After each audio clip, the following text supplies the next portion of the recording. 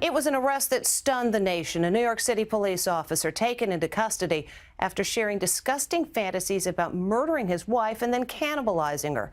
His conviction for conspiracy to kidnap was later overturned and he was freed from prison.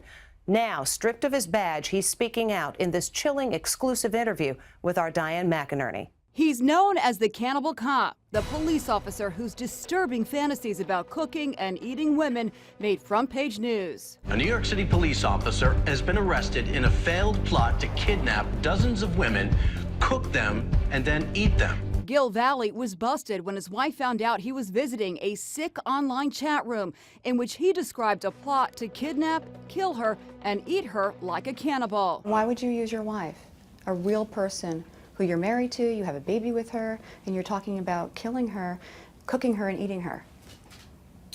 How do you explain that? When people fantasize about other people, they think, I think most people think about people they know in their real life. Valle stood trial for conspiracy to kidnap. Look at the headline when his wife Kathleen emerged from hiding to testify against him. Meet the wife. Kathleen divorced Valle and moved to Nevada, taking their infant daughter with her.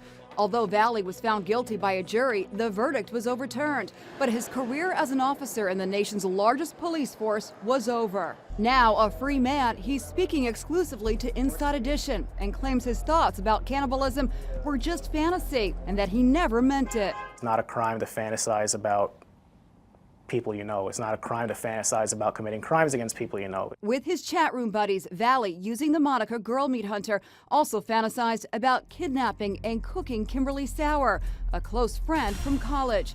In his new book, Raw Deal, The Untold Story of NYPD's Cannibal Cop, Valle writes, "We lay out the plan to kidnap her, torture her, and then tie her onto the rotisserie and slowly cook her alive." He even made a list of the materials he would need: a car, chloroform, rope, a gag, and a tarp or plastic bags to protect the car from blood. Can you see how repulsive this is? Of course, but these were things, again, that were between me and anonymous people that were never supposed to be out there. The prosecutor argued that Gil Valle's plot to commit acts of cannibalism were real. But Valle claims it was just make-believe and that he had no intention of committing any crimes. The judge overturned the guilty verdict, finding it was not supported by the evidence. Brian Whitney co-authored Valle's book. People want to say he should be locked up but then the farther you get into it, you realize he never did anything at all. So what are you really trying to say if you think that? You're trying to say that somebody should be locked up because they have thoughts that you don't agree with or thoughts that scare you. Valle says he's now trying to rebuild his life, but says it's tough to shake the name Cannibal Cop. Are you still going on these cannibal websites? On occasion, sure. Why? What I do in my home is my own private thing. I would never do the role plays again.